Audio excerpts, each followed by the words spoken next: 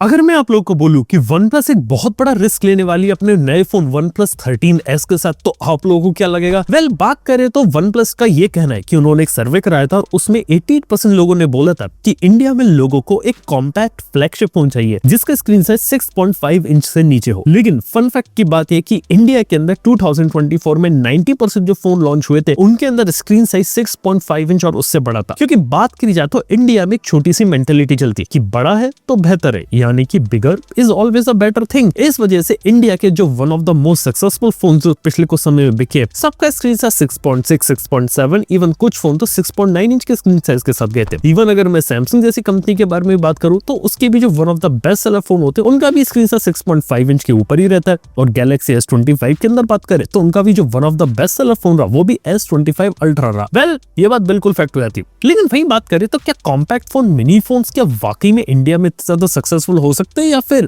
एक फेलियर के रूप में साबित हो सकते हैं? सबसे पहले OnePlus का टेक सुनते हैं। OnePlus का कहना है कि इंडिया में डिमांड है इसलिए वो इस फोन को इंडिया में लॉन्च कर रहे हैं। लेकिन OnePlus 13S already OnePlus 13T के नाम से चाइना में लॉन्च हो चुका है और OnePlus ने ऑफिशियली कंफर्म कर दिया कि इस फोन को नाम बदल के इंडिया में लेकर आ रहे हैं। और हाँ, ये फोन नॉर्थ अमेरिका और यूरोप में नहीं जा रहा, यानी कि OnePlus भी इसके साथ सिर्फ टेस्टिंग कर रहा है कि ये फोन कॉम्पैक्ट फ्लैगशिप के चाइना या उसके बाहर चल सकता है। क्योंकि ऐसा नहीं कि OnePlus नहीं सिर्फ कॉम्पैक्ट फ्लैगशिप फोन निकाले, एप्पल का आईफोन आता है 16 जो कि आपको 6.1 इंच के स्क्रीन साइज के साथ देखने को मिलता है। 6.5 इंच से कम स्क्रीन साइज में आपको Xiaomi ने लास्ट ईयर Xiaomi 14 निकाला था, साल Xiaomi 15 भी उन्होंने निकाला था। और इसी ट्रेंड को फॉलो करते करते OnePlus भी कोशिश कर रहा है कि यहाँ पे किस तरीके से अपना एक नया फ्लैगशिप फोन को निकाला जाए। लेकिन एक छोटी सी प्रॉब्लम है। पहले क्या होता था कि जो छोटे फोन थे उनको लोग कहते तो थे कि हम इसे लेना पसंद करेंगे, यानी कि जब भी अगर आप पोल डालेंगे या लोगों से पूछेंगे तो लोग हमेशा डिमांड करेंगे कि यार हमें यार छोटा फोन पसंद है, हाथ में हैंडी होता है, चलाने में अच्छा रहता है, मजा आता है। इस वजह से कई सारे लोग की प्रेफरेंस छोटे फोन के ऊपर जाती है। लेकिन जब फोन लोग खरीदने जाते हैं ना तो लोग की डिमांड बदल जाती है, क्योंकि लिटरली जब उसे यूज करते हैं तब कई लोग ऐसे जिन्हें बड़े फोन की बड़ी स्क्रीन की आदत लग चुकी है,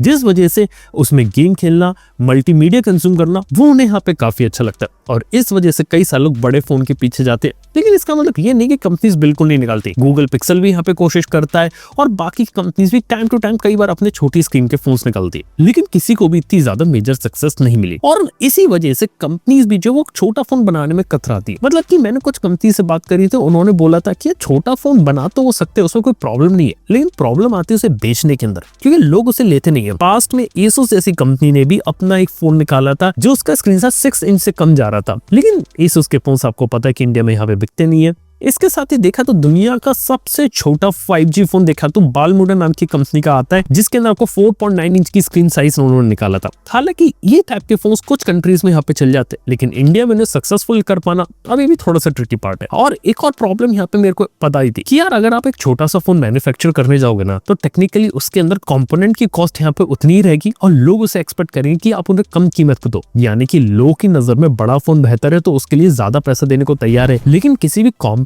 फोन को अगर हम बेचने जाएंगे और उसके लिए अगर हम ज्यादा पैसा मांगेंगे तो वहां पर एक दिक्कत आ सकती है। इस वजह से कॉम्पैक्ट फ्लैगशिप फोन बनाने में भी कई सारी कंपनी थोड़ा खतरा थी, क्योंकि लिटरली कुछ केसेस के अंदर कॉम्पैक्ट फोन को बनाने की कीमत ही ज्यादा पड़ जाती है। अगर मैं घूम फिर के OnePlus 13S पे आऊं तो एक खास बात बता सकता हूं कि OnePlus 13S एक काफी अच्छा फ्लैगशिप फोन होने वाला है, जिसके अंदर Snapdragon 8 Elite प्रोसेसर है, 6.3 इंच का डिस्प्ले है। और हाँ, इस बार जो सबसे बड़ा कॉम्प्रोमाइज जो कॉम्पैक्ट फोन में किया जाता था, जिसके अंदर बैटरी पे सैक्रिफाइस हो जाता था, नहीं है। लगभग 6000 mAh की बैटरी लोग डिलीवर कर देंगे, क्योंकि इस बार हमको बैटरी के अंदर नए इनोवेशन देखने को मिला इस साल, जो कि सिलिकॉन कार्बन बैटरी का, जिसके कारण एक कॉम्पैक्ट साइज के अंदर एक बड़ी बैटरी फंसाना यहाँ पे पॉसिबल है। क्योंकि पहले ये होता था कि अगर आपको ज्यादा बड़ी बैटरी चाहिए तो बड़ा फोन लो, और छोटा फोन लेंगे तो वहां पे आपको बैटरी का बैकअप इतना ज्यादा देखने को नहीं मिलेगा। लेकिन एक खास बात ये देखिए कि इस बार OnePlus देखा तो कुछ कॉस्ट कटिंग भी करेगी, और OnePlus देखा तो OnePlus 13S के लिए यहाँ पे अपनी प्राइसिंग को भी कंट्रोल करेगी। मैंने ऐसा सुना है कि OnePlus इसके लिए अभी भी प्लान कर रही है कि इसकी कीमत कैसे 50,000 से कम खरीदे, और मैंने ऐसा भी सुना है कि OnePlus इसको ऑफर्स वगैरह के साथ 45,000 में भी निकालने की कोशिश करी, क्योंकि OnePlus भी इस फोन को लेके थोड़ा रिस्क में है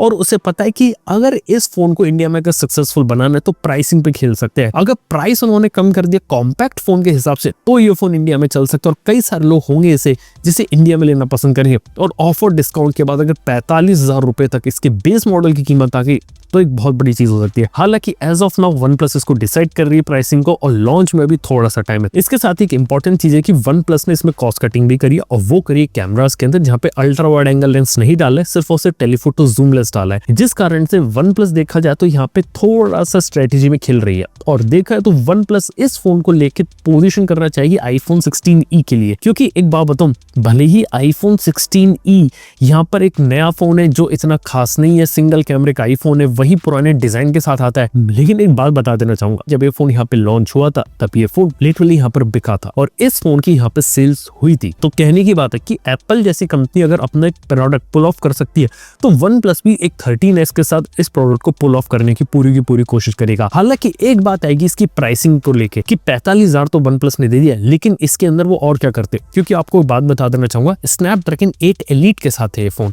और 8 एलीट की जो कीमत है वो ऑलमोस्ट 180 से $190, तकरीबन 16,000-17,000 रुपए तक पहुंच जाती है, जिस कारण से वन प्लस को देखना हो कि इस फोन के अंदर वो क्या क्या चीजें यहाँ पे इंटीग्रेट करते हो, लोगों को कैसे अच्छा एक्सपीरियंस देते हैं। इसके साथ एक इंटरेस्टिंग चीज है कि वन प्लस का अगर ये प्रोडक्ट अगर मार्केट में अगर सक्सेसफुल हो जाता है, तो वन प्लस अपने फोन्स को और ज्यादा कॉम्पैक्ट बनाएगी, छोटा बनाएगी, और मार्केट में अलग अलग कंट्रीज में लेकर जाएगी। इसके साथ ही बात यह कि अगर छोटे फोन वन प्लस अगर हिट कर देते, तो कई सारी कंपनीज भी कोशिश कर सकती हैं कि कैसे कॉम्पैक्ट फ्लैगशिप के ऊपर कूदा जाए, क्योंकि कॉम्पैक्ट फ्लैगशिप का मार्केट एग्जिस्ट करता है लेकिन छोटा है, और अभी भी कई सारी कंपनीज को अंदाजा नहीं है कि इस मार्केट को क्रैक कैसे किया जाए, लेकिन वन प्लस की देखा देखी में बाकी कंपनीज भी यहाँ पे कूद सकती हैं। देखो पर्सनली अगर मैं अपनी ओपिनियन बताऊं, मार्केट एक छोटे फोन का एग्जिस्ट करता है, लोग छोटा फोन लेना पसंद करते हैं, क्योंकि मेरे को अक्सर डीएम में लोग पूछते हैं कि यार हम एक छोटा फोन लेना चाहते हैं और हमें गेमिंग वगैरह नहीं करनी, इसलिए फिर कई सारे लोगों को गूगल पिक्सल बताना पड़ता है, कुछ लोगों को आईफोन बताना पड़ता है, क्योंकि मार्केट में ना 6 इंच से लेकर 6.1 6.2 इंच में ज्यादा फोन्स है नहीं, सिर्फ लिमिटेड ही फोन्स है, और ज्यादातर जो फोन्स है थोड़े से प्रीमियम साइड में। अगर आप मिड रेंज कैटेगरी में आओगे ना, 90% ऑफ द फोन्स, इवन 95% से भी ज्यादा फोन 6.5 इंच से बड़े हो जाते हैं, और कंपनीज जो 6.5 इंच के ऊपर का फोन बनाती है वो सिर्फ इसलिए बनाती है क्योंकि